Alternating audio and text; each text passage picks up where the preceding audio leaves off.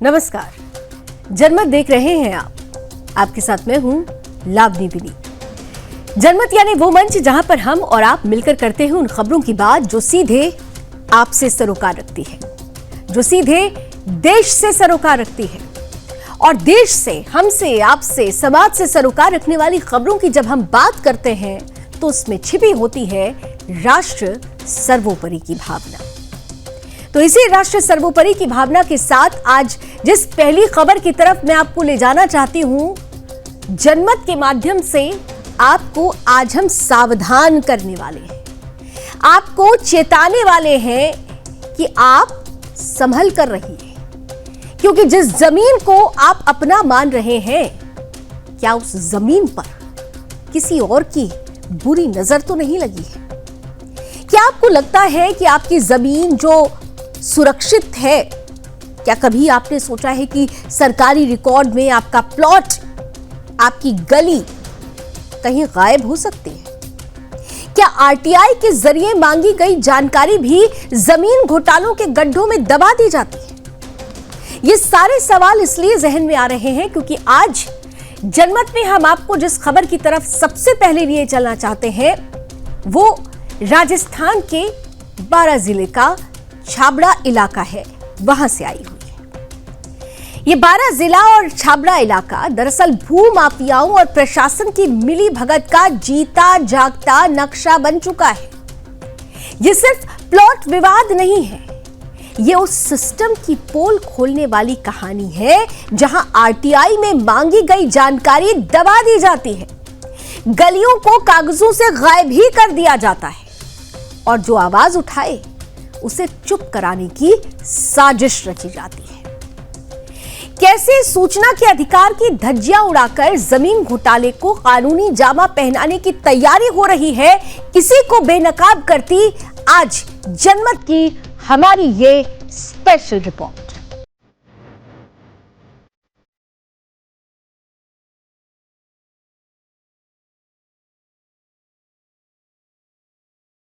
जो नक्शा आप देख रहे हैं, यह नगर पालिका छबड़ा द्वारा बोर्ड के प्रस्ताव संख्या 3/45 दिनांक 9/5/1963 के अनुसार छबड़ा में टीचर्स कॉलोनी के प्रथम पार्टी को आवंटित किए गए प्लॉट और व्यक्तियों के नाम सहित है और वर्तमान में इसमें कई प्लॉट फर्स्ट पार्टियों द्वारा सेकंड और थर्ड पार्टियों को विक्रय किए गए और जिन लोगों ने क्रय किए हैं वही लोग इसमें रह भी रहे हैं। इस नक्शे के जरिए हम आपको बताना चाह रहे हैं कि आज की तारीख में अगर देखा जाए तो ये प्लॉट बने हुए जरूर है, लेकिन ये सभी जांच के दायरे में आते हैं क्योंकि इन प्लॉट के बीच में 6-6 फुट की आपचक गली नहीं बनी हुई है और इस नक्शे में गली बनी भी नहीं नजर आ रही है। केवल एक प्लॉट के बीच में ही गली है, जबकि रजिस्ट्रियों में नजर आती है और यह जांच का बड़ा विषय यहाँ बनता नजर आ रहा है। खबर राजस्थान के छबड़ा से है, जहां राम राज्य की सरकार होने के बावजूद सूचना के अधिकार अधिनियम की धज्जियां उड़ाई जा रही है और सुदर्शन के पत्रकार के साथ भूमाफिया साजिश करके जमीन को हड़पने का प्रयास कर रहे हैं। और इतना ही नहीं, स्थानीय प्रशासन की चुप्पी और जवाब न देना यहाँ कई बड़े सवाल खड़े करता है। आपको दिखाते हैं इस पूरी रिपोर्ट और ग्राफिक्स के जरिए कि मुद्दा आखिर क्या है। जहां नियम कायदे कानून ताक पर रखकर तानाशाही रवैया अपनाया जा रहा है, प्रार्थी को मांगी गई सूचना तक सही से उपलब्ध नहीं कराई जा रही है, जबकि मांगी गई सूचना किसी के जीवन और भविष्य को प्रभावित कर रही है। आपको बता दें कि छबड़ा निवासी युवराज त्रिवेदी ने सूचना के अधिकार अधिनियम 2005 की धारा 6(1) के तहत सूचना मांगी थी और जिनमें जो सूचना मांगी गई उनमें कुछ मुख्य बिंदु इस प्रकार से है। नंबर 1, नगर पालिका छबड़ा द्वारा वर्ष 1963 में टीचर्स कॉलोनी में की गई नीलामी की सत्यापित प्रति। नंबर 2, नगर पालिका छबड़ा से स्वीकृत कॉलोनियों की सूची एवं लेआउट प्लान की सत्यापित प्रति। नंबर 3, टीचर्स कॉलोनी में किन किन व्यक्तियों को कौन कौन से प्लाट आवंटित किए गए उनकी सत्याप्रति। नंबर 4, वर्तमान में टीचर्स कॉलोनी के प्लाट किन किन व्यक्तियों के नाम पर है उनकी सत्यापित प्रति। नंबर 5, नगर पालिका छबड़ा में मृत्यु प्रमाण पत्र, नामांतरण राशि एवं अन्य शुल्कों के आदेशों की सत्यापित एवं विस्तृत जानकारी। नंबर 6, नगर पालिका बोर्ड के प्रस्ताव संख्या 3/45 दिनांक 9/5/1963 के अनुसार प्लॉट संख्या 1 से 10 तक किन किन व्यक्तियों के नाम पर आवंटित हुए थे उनकी संपूर्ण पत्रावली सत्यापित प्रति रूप से उपलब्ध करवाई जाए। साथ ही उन उक्त प्लॉटों का प्रथम पार्टी से लेकर अब तक नामांतरण किन किन व्यक्तियों के नाम से हुए हैं, उनकी प्रमाणित पत्रावली भी उपलब्ध कराई जाए। नंबर 7, भूखंड संख्या 1 से 10 तक किन किन व्यक्तियों के नाम पर और कितनी भूमि स्ट्रीट ऑफ लैंड की तहत दी गई थी, उनकी संपूर्ण प्रमाणित पत्रावली उपलब्ध करवाई जाए। नंबर 8, वार्ड नंबर 10 में टीचर्स कॉलोनी के नाम से राजकीय माध्यमिक विद्यालय यानी कि पुराने फुटबॉल मैदान के पूर्व में एवं सरकारी क्वार्टर्स के पीछे याबन रोड के रास्ते पर काटे गए टीचर्स कॉलोनी के लेआउट प्लान की सत्यापित प्रति उपलब्ध करवाई जाए। इन मुख्य बिंदुओं पर सूचना मांगी गई थी जो प्रार्थी को अभी तक उपलब्ध नहीं हुई है। आखिर प्रशासन को किसका डर है? आखिर सूचना प्रशासन क्यों नहीं दे पा रहा है? यहाँ कई बड़े सवालिया निशान प्रशासन पर खड़े होते हैं और प्रशासन की कार्यशैली पर सवाल खड़े करता है।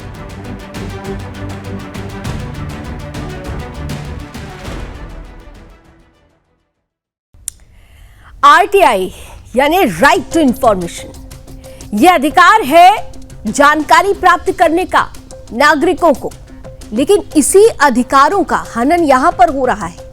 जब एक नागरिक अपने अधिकारों के तहत सवाल पूछता है तो जवाब देना सिर्फ प्रशासन की जिम्मेदारी नहीं होती, उसकी अकाउंटेबिलिटी यानी उसकी जवाबदेही भी होती है। लेकिन इस पूरे प्रकरण में छबड़ा की टीचर्स कॉलोनी से जुड़ा ये मामला ये बता रहा है, इस ओर इंगित कर रहा है कि किस तरह से सूचना के इसी अधिकार को कुचलने की कोशिशें हो रही है। जहां कानून 48 घंटे में जानकारी देने की बात करता है, वहां 60 दिन बाद भी अधूरी और गुमराह करने वाली अपमानजनक सूचनाएं सामने परोस दी जा रही है। क्या ये मात्र लापरवाही है या किसी बड़े षड्यंत्र पर पर्दा डालने की कोशिश हो रही है? ये मामला अब सिर्फ एक आरटीआई का नहीं, लोकतंत्र की आत्मा, पारदर्शिता और नागरिक अधिकारों पर हो रहे वार का है। जब अपीलें डाक की जगह संदिग्ध व्यक्तियों के हाथों में भेजी जाए तो सवाल सिर्फ प्रक्रिया पर नहीं, नियत पर उठते हैं। और इसी नियत को साफ तौर से झलका रहा है ये पूरा का पूरा प्रकरण कि किसकी नियत में खोट है और किन नीतियों को यहां पर ताक पर रखकर पूरी तरह से गड़बड़ झाला यानी जमीन घोटाले को अंजाम दिया जा रहा है। रिपोर्ट देखिए।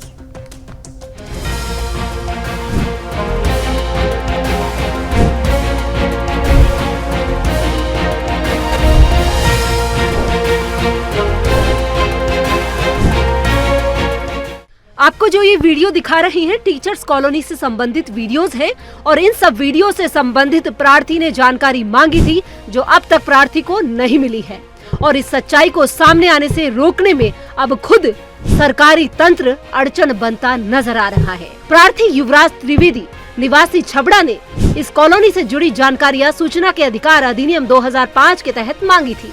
लेकिन हैरानी की बात तो ये है कि आरटीआई कानून की धारा 7(1) जो किसी भी जीवन या स्वतंत्रता से जुड़ी सूचना को 48 घंटे में देने का आदेश देती है, लेकिन इसको पूरी तरह नजरअंदाज किया गया। नगर पालिका छबड़ा के द्वारा काटी गई कॉलोनी सन 1963 की टीचर्स कॉलोनी के विषय में मैंने नगर पालिका छबड़ा से सूचना के अधिकार अधिनियम 2005 के अंतर्गत सूचना मांगी थी। आज उस सूचना को मांगे हुए 2.5 महीने से भी ज्यादा हो चुका है, लेकिन मुझे अभी तक सूचना उपलब्ध नहीं कराई गई है। मैंने मेल द्वारा, पोस्ट द्वारा सूचना मांगी थी नगर पालिका अधिशासी अधिकारी छबड़ा से और 12 डीएम से और लोक सूचना आयुक्त जयपुर से सूचना मांगी है। अभी तक मुझे सूचना उपलब्ध नहीं कराई गई है। इससे ये साबित होता है कि कौन सा भ्रष्टाचार छुपाया जा रहा है। मुझे सूचना क्यों उपलब्ध नहीं कराई जा रही है, लॉ एंड ऑर्डर की क्यों धज्जियां उड़ाई जा रही है। 60 दिन बीत गए। जवाब अधूरा, झूठा और भ्रामक प्रार्थी को सूचना न केवल 60 दिन बाद दी गई, बल्कि वह भी बैक डेट में छपवाकर एक पृष्ठ पर गुमराह करने वाली जानकारी के साथ भेजी गई। और इससे भी गंभीर बात तो ये रही कि संबंधित विभाग ने सर्च नोट भेजकर एक कर्मचारी के माध्यम से सूचना खुद प्रार्थी से उठवाने को कहा, जो अधिनियम की मूल भावना के खिलाफ है। जब प्रथम अपील 12 जिला कलेक्टर को भेजी गई तो उसे वापस करते हुए कहा गया कि अधिशासी अधिकारी और लोक सूचना अधिकारी के हस्ताक्षर नहीं है। जबकि प्रार्थना पत्र पहले ही डाक द्वारा विधिवत भेजा गया था। जवाब देने की बजाय अपील को बिना लिफाफे, बिना सरकारी मोहर, खुले रूप में एक संदिग्ध व्यक्ति परवेज नाम के व्यक्ति से प्रार्थी के घर तक भिजवाया गया। और ये सब दर्शाता है कि इस पूरे मामले में न सिर्फ सूचना को टालने बल्कि कानून की वैध प्रक्रिया को तोड़ने की सोची समझी कोशिश की गई है। आरटीआई एक्ट भारतीय संविधान के अनुच्छेद 19(1)(a) से जुड़ा हुआ है, जो अभिव्यक्ति और सूचना का मौलिक अधिकार देता है। जब कोई प्रशासनिक इकाई जानबूझकर सूचना नहीं देती तो यह न केवल एक अधिनियम का उल्लंघन है बल्कि नागरिक के मौलिक अधिकारों का भी हनन करती है। छबड़ा के मामले में सूचना जीवन और स्वतंत्रता से जुड़ी हुई है, क्योंकि यह किसी आवंटन, जमीन हस्तांतरण और सार्वजनिक संपत्ति के संभावित दुरुपयोग से जुड़ी हुई है।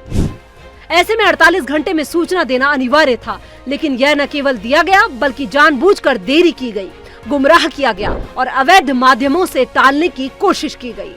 राज्य लोक सूचना आयोग जयपुर को भेजी गई द्वितीय अपील को भी निस्तारित कर दिया गया, जबकि प्रार्थी ने स्पष्ट रूप से बताया कि अपील ईमेल और डाक दोनों माध्यमों से भेजी गई है। प्रार्थी ने स्थानीय पोस्ट ऑफिस से डाक की पुष्टि भी करवाई, जिसमें बताया गया कि यह पत्र डिलीवर किया गया है।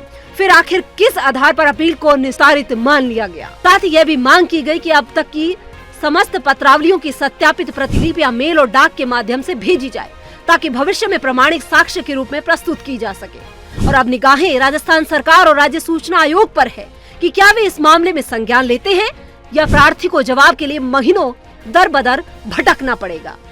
तो वही अब यहाँ सवाल खड़े करता है कि आखिर कौन है जिम्मेदार?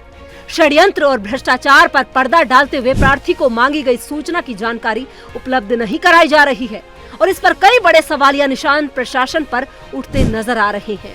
और प्रशासन को सूचना देने में इतना समय क्यों लग पा रहा है? आखिर प्रशासन को सूचना देने में किसका डर लग रहा है?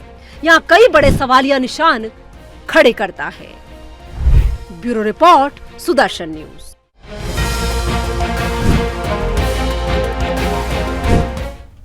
तो सवाल यही है कि क्या ये लापरवाही है या एक सुनियोजित साजिश है?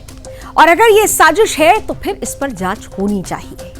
जांच से ही पता चल पाएगा कि आखिर में वो कौन लोग हैं जो सरकार की नाक के नीचे इस तरीके की घटनाओं को, ऐसे गड़बड़ झाले को अंजाम दे रही हैं। पारदर्शिता जांच से ही संभव है। हम एक उचित जांच की उम्मीद करते हैं।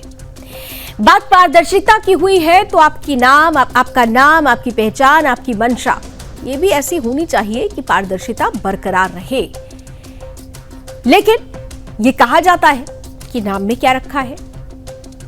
नाम जब खास हो और काम नाम के विपरीत हो तो फिर ये सवाल लाजमी है। हम दरअसल बात कर रहे हैं इंडिया गठबंधन की। नाम गठबंधन का है इंडिया, लेकिन काम भारत तोड़ो जैसा है और इसलिए सवाल उठता है। आज एक बार फिर से वही पुराने चेहरे एक साथ नजर आ रहे हैं जो देश को दिशा देने की नहीं बल्कि दिशाहीन करने का नाटक रच रहे हैं। दरअसल इंडिया गठबंधन के नेताओं की मॉनसून सत्र से पहले एक खास बैठक हो रही है। इस बैठक में यह चिंतन मंथन चल रहा है कि इस बार सरकार को कैसे ऑपरेशन सिंदूर और बिहार वोटर लिस्ट पर घेरना है। सवाल यह है कि ये वो लोग हैं जो देश को मजबूती देने की बात करते हैं, लेकिन इनके ही गठबंधन में कितनी मजबूती है इसका अंदाजा इस बात से लग जाता है, समझ में आ जाता है कि इस गठबंधन से आम आदमी पार्टी ने सीधे तौर पर किनारा कर लिया है। इंडिया गठबंधन को छोड़ते हुए आम आदमी पार्टी ने साफ तौर पर यह कह दिया है कि यह गठबंधन तो उन्होंने सिर्फ लोकसभा चुनाव के लिए किया था, यानी यहां पर भी मंशा में मैं, मेरा, मेरी कुर्सी छिपी है। दूसरी तरफ तृणमूल कांग्रेस, जिसने पहले नानुकुर की, फिर अधूरे मन से इस मीटिंग में शामिल हो रही है। यह वर्चुअल मीटिंग है। अब सवाल यह है कि मन आधा अधूरा है। गठबंधन में जिस तरीके की परिस्थिति है, समाजवादी पार्टी की तरफ से भी यह प्रतिक्रिया आ चुकी है कि यह गठबंधन जिसमें छोटी पार्टियों को तरजीह नहीं दी गई, उनको नजरअंदाज किया गया, उन्हें सुना नहीं गया। ये जिम्मेदारी जो बड़ी पार्टियों की होनी चाहिए थी, वो बड़ी पार्टी जिम्मेदारी निभा नहीं पाई। उमर अब्दुल्ला साहब पहले ही कह चुके हैं कि इंडिया गठबंधन को भंग कर देना चाहिए, क्योंकि साफ तौर पर इस गठबंधन ने लोकसभा चुनाव के बाद से कुछ काम किया ही नहीं है। अब जिस काम की वो बात कर रहे हैं, दरअसल वो काम, वो मंशा मोदी विरोध की थी। लेकिन मोदी विरोध करते करते गठबंधन के ये तमाम दल देश विरोध करने लगे और उससे भी बढ़कर अब गठबंधन की गांठ जो एक एक करके खुल रही है, इनकी मंशा को और ज्यादा खुलकर स्पष्ट कर रही है। यानी ये गठबंधन सिर्फ और सिर्फ स्वयं के लिए बना। जिस ताकत को ये हराने की बात कर रहे हैं, उस ताकत में एकता है, एकजुटता है, वसुधैव कुटुंबकम की भावना है। लेकिन इस गठबंधन में मैं, मेरी कुर्सी और मेरी पार्टी है। रिपोर्ट देखिए।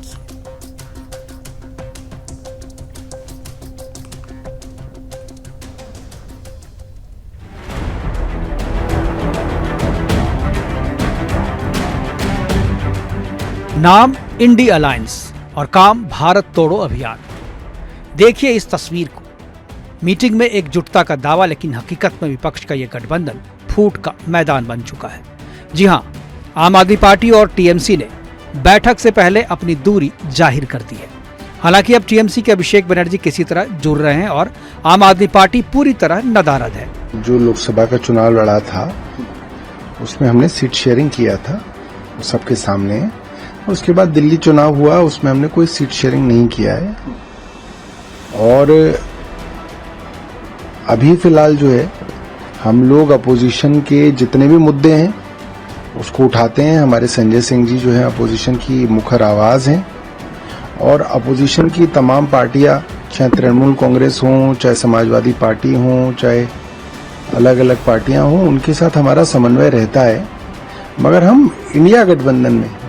पर सोचिए, जहां मंच पर अखिलेश यादव, शरद पवार, ममता बनर्जी, हेमंत सोरेन, फारूक अब्दुल्ला, डी राजा और एम.के. स्टालिन जैसे नेता हों, वहां विकास का एजेंडा होगा या वंशवाद का गठबंधन।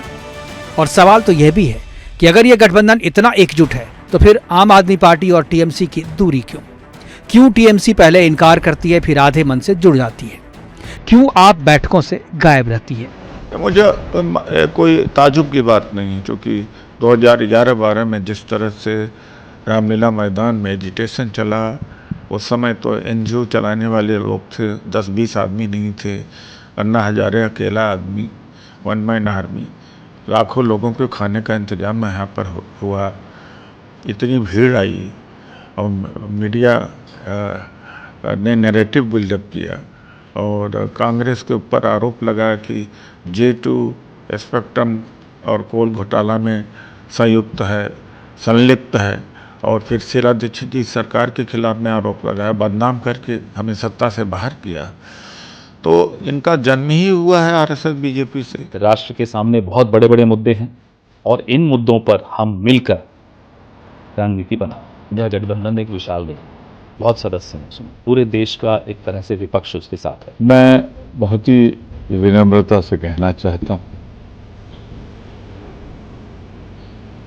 इस देश को सांप्रदायिकता से, इस देश को धार्मिक ध्रुवीकरण, इस देश को चंद पूंजीपतियों के हाथों इसकी संपदा को बिकने से बचाने के लिए इंडिया गठबंधन को इतना मजबूत होना जरूरी है कि वो एनडीए गठबंधन को हटा सके। अब किस पर क्या दबाव है, धीरे धीरे तमाम घोटाले, तमाम आरोप सच्चे झूठे लग रहे हैं। किसकी क्या मजबूरियां हैं उस पर मैं नहीं जानता। अब जरा विपक्ष का एजेंडा भी सुन लीजिए। इन्हें कश्मीर पर बहस चाहिए, लेकिन कांवरियों पर पत्थर चले तो जुबान सिल जाती है। ऑपरेशन सिंदूर में खुलती जिहादी साजिशें इनकी आंखें नहीं खोलती, लेकिन अमेरिका में ट्रंप क्या बोले उस पर बहस करने को ये बेचैन है। मुर्शिदाबाद जलता है तब विपक्ष शर्मनाक चुप्पी ओढ़ लेता है। भारत जब दुनिया की चौथी सबसे बड़ी अर्थव्यवस्था बनता है तो एक शब्द इनके हलक से नहीं निकलता। मुहर्रम में हिंदुओं पर हुए हमले इन्हें नहीं दिखते। महाराणा सांगा जी जैसे राष्ट्र नायकों का अपमान इनके एजेंडे में नहीं। लेकिन बात जब औरंगजेब को महान बताने की हो तो वो उसमें बढ़ चढ़कर हिस्सा लेने लगते हैं, क्योंकि इनके बहस का एजेंडा राष्ट्र नहीं, राष्ट्र विरोध है। धर्म नहीं, धर्म विरोध है। विकास नहीं, विनाश है। ये लोग राष्ट्र को नीचे रखा है, पार्टी को पहले रखा है। और जिस दिन जो भी राजनीतिक दल ये इंडी गठबंधन में, उसके लिए राष्ट्र की प्रमुखता नहीं है, उसका वोट की प्रमुखता है। ये इंडी अलायंस, इसके जितने घटक दल हैं, ये जनता के लाभ के लिए नहीं जुड़ते हैं, ये अपने अपने व्यक्तिगत लाभ के लिए जुड़ते हैं। वो सोचते हैं हम लोग मिल करके किसी तरह सत्ता में आ जाएं, ताकि हम अपना घर भर सके, भाई भतीजावाद कर सके, परिवारवाद कर सके, वंशवाद कर सके। नाम इंडी अलायंस रखकर देश को गुमराह करने वाले आज फिर एक मंच पर जुटे हैं। लेकिन सवाल यह है, क्या यह गठबंधन देश की भलाई के लिए है या देश को टुकड़ों में बांटने की आखिरी साजिश? देखिए इन चेहरों को, कोई भ्रष्टाचार के आरोपी, कोई वंशवाद का प्रतीक, कोई अलगाववाद का समर्थक और कोई धर्मनिरपेक्षता के नाम पर हिंदू विरोध का एजेंडा। क्या यही है वो तथाकथित लोकतांत्रिक गठबंधन? और इन्हीं चेहरों से आज जनता पूछ रही है कि आखिर ये गठबंधन भारत के विकास, सुरक्षा और गौरव की बात कब करेगा? Bureau report, Sudarshan news. साफ है, जब यह देश नहीं सिर्फ सत्ता हो तो ये एकजुटता नहीं, दिशाहीनता कहलाती है, जो इस गठबंधन में नजर आ रही है। जहां से देश को संविधान की सबसे ऊंची व्याख्या मिलती है, आज उसी मंदिर के एक पूर्व न्यायाधीश खुद कटघरे में खड़े हैं। संसद का मानसून सत्र शुरू होने से पहले सुप्रीम कोर्ट के जज यशवंत वर्मा एक ऐसी आग में घिर चुके हैं जो अब सिर्फ उनके सरकारी बंगले तक ही सीमित नहीं रही, बल्कि इसकी लपटें संसद, न्यायपालिका और पूरे देश की न्यायिक साख तक पहुंच चुकी है। 15 करोड़ रुपए की नकदी, आधे जले हुए नोट, एक रात की आग और फिर इन हाउस जांच, महाभियोग की सिफारिश और अब सुप्रीम कोर्ट में सीधी चुनौती। सवाल गंभीर है, क्या जस्टिस वर्मा निर्दोष हैं या सचमुच किसी गोपनीय गठजोड़ का हिस्सा हैं? क्या ये एक न्यायाधीश की प्रतिष्ठा को गिराने की साजिश है या फिर एक ईमानदार जांच की अनदेखी है? क्या सुप्रीम कोर्ट इस रिपोर्ट को खारिज करेगा या फिर संसद में महाभियोग की प्रक्रिया और तेज होगी? सच्चाई क्या है, आज आपको बताएंगे। तथ्यों, दस्तावेजों और संसद से लेकर सुप्रीम कोर्ट तक की हर परत जो स्पष्ट करेगी कि आखिर जस्टिस वर्मा के पीछे का सच क्या है। रिपोर्ट देखिए।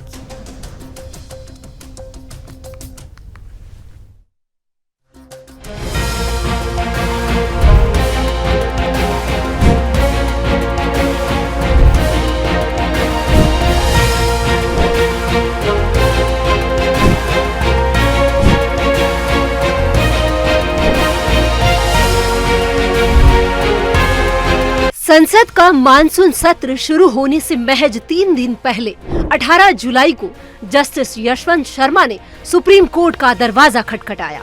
उन्होंने इन हाउस जांच समिति की रिपोर्ट और महाभियोग की सिफारिश को रद्द करने की मांग करते हुए एक याचिका दाखिल की। और यह मामला अब न सिर्फ न्यायपालिका बल्कि संसद और राजनीति के गलियारों में भी गर्मा गया है।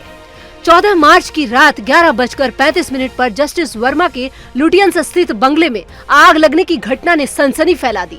अग्निशमन विभाग की टीम ने आग बुझाई, लेकिन 21 मार्च को मीडिया में रिपोर्ट आई कि बंगले में करीब 15 करोड़ रुपए कैश बरामद हुए हैं, जिनमें से कई नोट आधे जले हुए थे। और इसके बाद तत्कालीन chief justice CJI Sanjeev Khanna ने 22 मार्च को 3 सदस्यीय इन हाउस कमेटी बनाई। पैनल में पंजाब और हरियाणा हाईकोर्ट के चीफ जस्टिस शील नागू, हिमाचल हाईकोर्ट के चीफ जस्टिस GS संगवालिया और कर्नाटक हाईकोर्ट की जज जस्टिस अनु शिवरामन शामिल थे। 10 दिनों तक चली जांच में 55 गवाहों के बयान दर्ज हुए। Delhi fire service, Delhi police और CRPF और घरेलू स्टाफ के कई लोगों ने बयान दिए। 64 पेज की रिपोर्ट 19 जून को सामने आई, जिसमें साफ कहा गया कि जस्टिस वर्मा और उनके परिवार का स्टोर रूम पर सीक्रेट कंट्रोल था और बरामद कैश की मौजूदगी गंभीर सवालियां खड़े करती है। रिपोर्ट के आधार पर CJI खन्ना ने सरकार को जस्टिस वर्मा को हटाने की सिफारिश की। जस्टिस वर्मा ने इस रिपोर्ट को चुनौती दी। उनका दावा है कि महज उनके आवास के बाहरी हिस्से में नकदी मिलने से उनकी संलिप्तता साबित नहीं होती। उन्होंने कहा कि समिति ने न तो नकदी की असली मालिकी तय की और न ही यह बताया कि पैसे कहां पहुंचे। उन्होंने सुप्रीम कोर्ट की डायरी में XYZ बनाम भारत सरकार व अन्य शीर्षक से याचिका दाखिल की। वर्मा ने समिति से 5 महत्वपूर्ण सवालों के जवाब मांगे। बाहरी हिस्से में नकदी कब और कैसे किसने रखी? कितनी नकदी रखी गई थी? नकदी असली थी या नकली? आग लगने का कारण क्या था? क्या वह किसी भी तरह से 15 मार्च 2025 को बची हुई नकदी हटाने के लिए जिम्मेदार थी? जिनमें महाभियोग की सिफारिश को संविधान के अनुच्छेद 124 और 218 के खिलाफ बताया। उनका आरोप है कि बिना ठोस सबूतों के मीडिया ट्रायल चला, रिपोर्ट लीक की गई और उन्हें अपनी बात रखने का मौका नहीं दिया गया। जस्टिस वर्मा पर महाभियोग की कार्यवाही संसद में जोर पकड़ रही है। केंद्रीय कानून मंत्री अर्जुन राम मेघवाल ने साफ कहा कि यह फैसला सरकार नहीं बल्कि सांसदों का है। केंद्रीय मंत्री किरेन रिजिजू ने राजनीतिक दलों के साथ सर्वसम्मति बनाने की बात कही। कांग्रेस नेता जयराम रमेश ने भी यह संकेत दिया है कि उनकी पार्टी महाभियोग प्रस्ताव पर हस्ताक्षर करेगी और यह प्रस्ताव 1968 के जजेस इंक्वायरी एक्ट के तहत जांच समिति गठित करने का रास्ता तैयार करेगा। जस्टिस वर्मा का आरोप है कि यह पूरी जांच अनुमानों और पूर्वाग्रहों पर आधारित है। साथ ही उन्होंने कहा कि सीसीटीवी फुटेज को नजरअंदाज किया गया और मुख्य गवाहों से उनकी अनुपस्थिति में पूछताछ हुई। उनका यह भी कहना है कि पिछले मामलों में न्यायाधीशों की व्यक्तिगत सुनवाई का मौका दिया गया, लेकिन उनके मामले में यह परंपरा तोड़ी गई। यह मामला न्यायपालिका की साख पर बड़ा सवाल खड़ा कर रहा है। क्या यह सिर्फ एक प्रशासनिक चूक है या फिर न्यायपालिका के भीतर कोई बड़ी साजिश? क्या जस्टिस वर्मा का बचाव ठोस है या महाभियोग प्रस्ताव ही सच्चाई का आईना है? और अब यह फैसला सुप्रीम कोर्ट के हाथ में है कि क्या वह इस याचिका पर रिपोर्ट को रद्द कर पाएंगे या महाभियोग की प्रक्रिया संसद में तेज होगी। Bureau report, Sudarshan news. तो एक उचित जांच ही ये तय कर पाएगी कि दूध का दूध और पानी का पानी आखिर है क्या, सच है क्या। लेकिन जब हम जांच की बात कर रहे हैं तो एक जांच और चल रही है उस धर्मांतरण के राक्षस के खिलाफ जिसने हिंदुस्तान की अस्मिता पर प्रहार किया, जिसने गजवाई हिंद के लिए हिंदुस्तान के हिंदुओं को टारगेट किया, जिसके धर्मांतरण का रैकेट पाकिस्तान से लेकर सऊदी तक फैला हुआ है। बात हम छांगुर की कर रहे हैं। छांगुर और जलालुद्दीन। उत्तर प्रदेश में अवैध धर्मांतरण के खिलाफ यूपी पुलिस की सख्ती लगातार तेज हो रही है। मुख्यमंत्री योगी आदित्यनाथ की जीरो टॉलरेंस नीति और मिशन अस्मिता अभियान के तहत पुलिस और खुफिया एजेंसियां इन संगठित गिरोहों पर नकेल कसने में जुटी हुई हैं। छांगुर और जलालुद्दीन के रैकेट का पर्दाफाश होने के बाद अब आगरा से एक और खतरनाक धर्मांतरण सिंडिकेट के खुलासे ने पुलिस को नए सिरे से चौकन्ना कर दिया है। इस गैंग का नेटवर्क केवल उत्तर प्रदेश तक सीमित नहीं था, बल्कि ये देश के 6 से ज्यादा राज्यों और विदेशों तक फैला हुआ है, जिसमें कनाडा, अमेरिका, लंदन, दुबई और पाकिस्तान से होने वाली संदिग्ध फंडिंग भी सामने आई है। ये रैकेट लड़कियों को प्रेम जाल में फंसाकर न केवल उनका धर्म परिवर्तन करवा रहा था, बल्कि उन्हें कट्टरपंथी नेटवर्क और जिहादी संगठनों से जोड़ने की गहरी साजिश भी रच रहा था। मार्च 2025 में आगरा के सदर बाजार क्षेत्र से 33 और 18 वर्षीय 2 सगी बहनें अचानक लापता हो जाती हैं। शुरुआती जांच में यह मामला साधारण सी गुमशुदगी का लगता है, लेकिन जब फाइल साइबर सेल के पास पहुंची तो कई ऐसे खुलासे हुए जिसने पैरों तले जमीन खिसका दी। जांच में यह पता चला कि दोनों बहनें न केवल इस्लाम धर्म कबूल कर चुकी थीं, बल्कि उन्हें लव जिहाद और रेडिकलाइजेशन के लिए टारगेट किया गया था। उनका दिमाग इस तरह से प्रभावित किया गया कि वो एक बड़े जिहादी नेटवर्क का हिस्सा बन गई और यही घटना पुलिस के लिए चिंगारी साबित हुई। आगरा पुलिस ने तुरंत 6 राज्यों में एक साथ बड़े पैमाने पर छापेमारी शुरू कर दी। डीजीपी राजीव कृष्ण की अगुवाई में 11 विशेष टीमें गठित की गई। इन टीमों ने बंगाल, गोवा, दिल्ली, राजस्थान, उत्तराखंड और उत्तर प्रदेश में अभियान चलाकर कुल 10 आरोपियों को गिरफ्तार भी किया। गिरफ्तार आरोपियों में गोवा निवासी आयशा उर्फ एसबी कृष्णा यानी देखिए कन्वर्टेड, कोलकाता निवासी अली हसन उर्फ शेखर रॉय, आगरा निवासी रहमान कुरैशी, मुजफ्फरनगर का अब्बू तालिब, देहरादून का अबू रहमान, जयपुर का मोहम्मद अली, जुनैद कुरैशी और दिल्ली का मुस्तफा, ये नाम शामिल हैं। डीजीपी राजीव कृष्ण ने साफ कहा है कि ये रैकेट राष्ट्रीय सुरक्षा के लिए गंभीर खतरा है। उनके अनुसार कनाडा, अमेरिका, लंदन, दुबई से फंडिंग होने के पुख्ता सबूतों की पुष्टि भी हो चुकी है। जांच एजेंसियों को कई ऐसे दस्तावेज मिल रहे हैं जिनसे यह साफ संकेत मिलता है कि विदेश में बैठे लोग इस मिशन को कैसे पैसे और संसाधन उपलब्ध करवा रहे थे। पुलिस का मानना है कि यह पूरा नेटवर्क लव जिहाद और धर्मांतरण के बहाने देश में अस्थिरता फैलाने का एजेंडा था।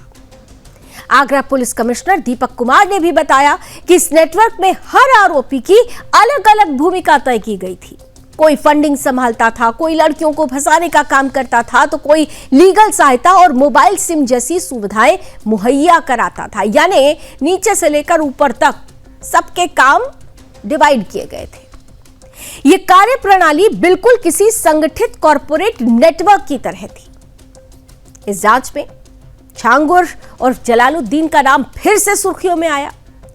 यूपी एटीएस और एटीएस से पहले ही छांगुर के अवैध धर्मांतरण सिंडिकेट का भंडाफोड़ कर चुकी है और अब यह सामने आया है कि छांगुर को विदेशी फंडिंग के जरिए यूपी और महाराष्ट्र में प्रॉपर्टी खरीदने के लिए भी पैसे मिले थे। बलरामपुर की आलीशान कोठी से धर्मांतरण के पूरे नेटवर्क को संचालित किया जा रहा था। ईडी के शिकंजे में भी है ये छांगुर। ईडी की जांच में बलरामपुर, लखनऊ और मुंबई में 15 ठिकानों पर छापेमारी हुई। कई फर्जी रजिस्ट्री, विदेशी खाते और छांगुर की विदेश यात्राओं से जुड़े दस्तावेज भी बरामद हो गए हैं। बलरामपुर के एक बुटीक में छिपाए गए अहम कागजात भी मिले। छांगुर ने गिरफ्तारी से पहले अपने सहयोगी रशीद शाह को मिशन धर्मांतरण की कमान सौंप दी थी। रशीद शाह ने छांगुर के भतीजे के साथ मिलकर पुराने नेटवर्क को फिर से सक्रिय करने की कोशिश की, लेकिन एटीएस ने समय रहते उसे भी गिरफ्तार कर लिया। पुलिस सूत्रें कह रही है कि इस गैंग का ऑपरेशन उसी पैटर्न पर था जैसे फिल्म द केरल स्टोरी में दिखाया गया। पहले युवतियों को प्रेम जाल में फंसाओ, झूठे वायदे करो और फिर धीरे धीरे उनका ब्रेन वॉश कर उनका धर्मांतरण कर दो। इसके बाद उन्हें जिहादी नेटवर्क से जोड़ दिया जाता और आईएसआईएस के स्टाइल में रेडिकलाइजेशन में धकेल दिया जाता, यानी उन्हें भी एक जिहादी बना दिया जाता, एक आतंकी बना दिया जाता। आगरा पुलिस कमिश्नर दीपक कुमार का कहना है कि इस मामले में आईएसआईएस के सिग्नेचर तरीके के सबूत मिले हैं। दीपक कुमार ने बताया कि आरोपियों की जिम्मेदारियां तय की गई थी। कोई विदेश से पैसा लाता, कोई सेफ हाउस की व्यवस्था करता, कोई कट्टरपंथी विचारधारा फैलाता, तो कोई सोशल मीडिया पर नफरत भरे संदेश प्रसारित करता।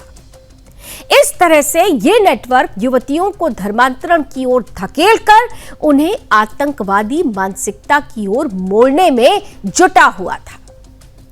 जांच में नवीन रोहिरा उर्फ नसरीन के सहयोगी शहजाद शेख के फोन से क्रोएशिया की मुद्रा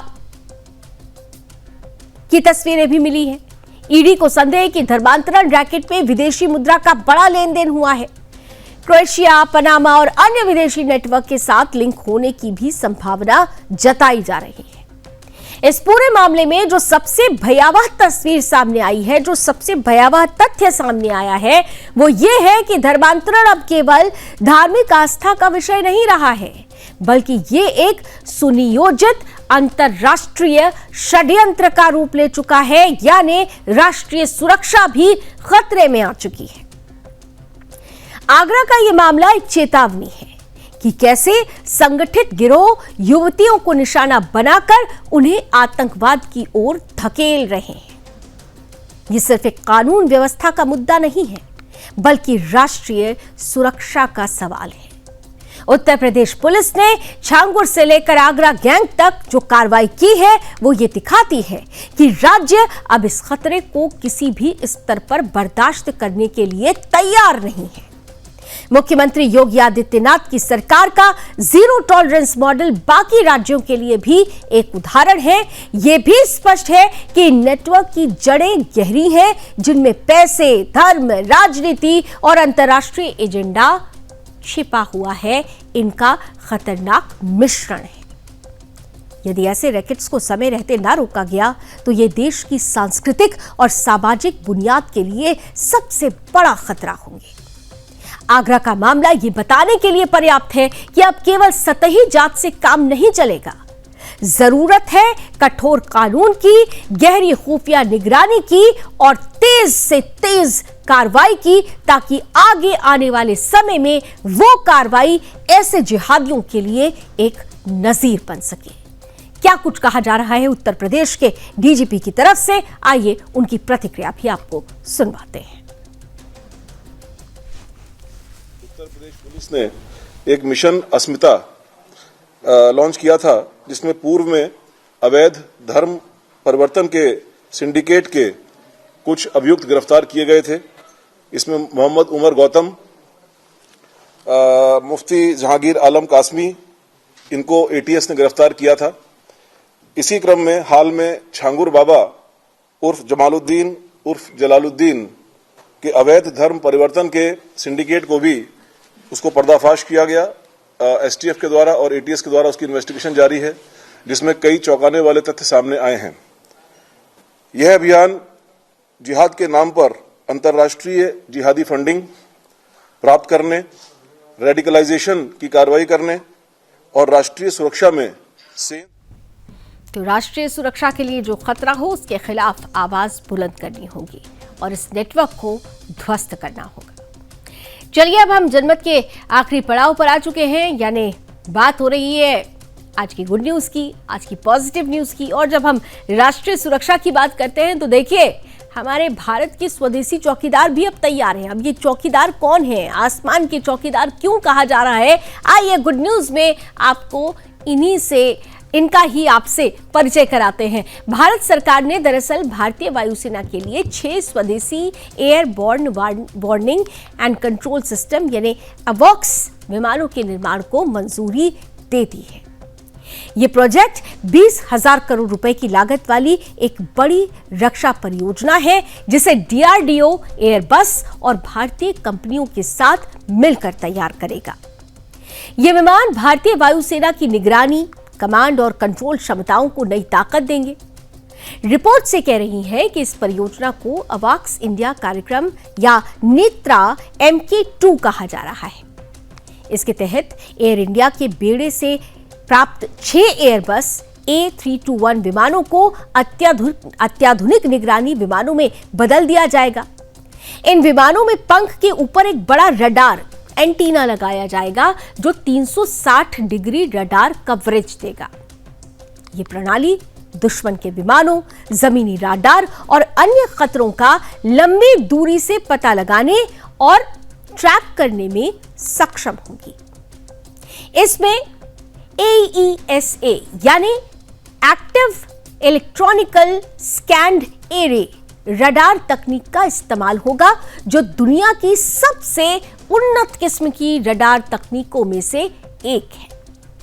डीआरडीओ इस पूरी प्रणाली को डिजाइन और विकसित कर रहा है, जबकि विमान के सैन्य बदलावों की जिम्मेदारी फ्रांस या स्पेन में एयरबस की सुविधाओं पर किया जाएगा।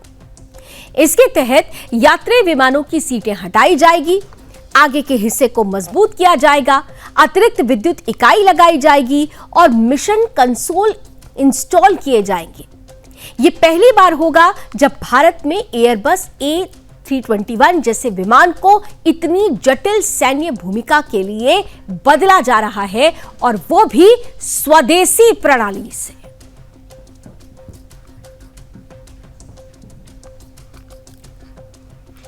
स्वदेशी प्रणाली यानी आत्मनिर्भरता की ताकत, और ये ताकत ही भारत की नई पहचान है। जनमत में अभी बस इतना ही। देश और दुनिया की तमाम खबरों के लिए आप जुड़े रहिए सुदर्शन न्यूज के साथ। जय हिंद।